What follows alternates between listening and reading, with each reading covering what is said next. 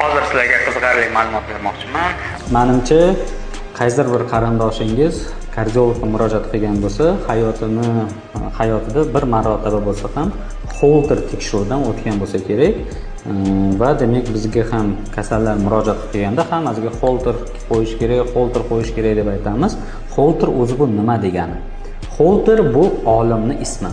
Ya'ni bir sutkalik yozadigan EKGni kichkina formatini o'ylab topgan olimning ismi bu Norman Holter hisoblanadi. O'sha uchun demak bu Holter tekshiruvi deyiladi. Demak, boshqacha qilib aytadigan bo'lsak, bir sutkalik EKG.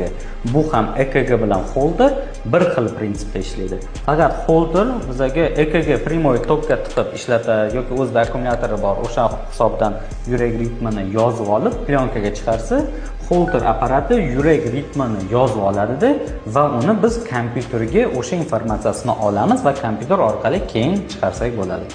Holterlarning har xil turi bor. 3 kanalli holterlar bor, 12 kanalli holterlar bor. Ritm bo'yicha bahoni demak 3 kanalli ham beraveradi. Shu uchun demak sizga agarda Holter degan tekshiruv tavsiya qilishgan bo'lsa, bu tekshiruvdan aslo qo'rqmang. Bu tekshiruv qanaqadir bir qo'rqinchli tekshiruv emas. Oddiy EKG lipochkalar sizga yopishtiriladi va bir sutka davomida ushbu apparat bilan o'z ishingizni qilib yurasiz. Bir sutkadan keyin kelasiz, apparatni doktor o'qiydi, sizga aniq diagnozni qo'yib, davo taktikasini boshlaydi.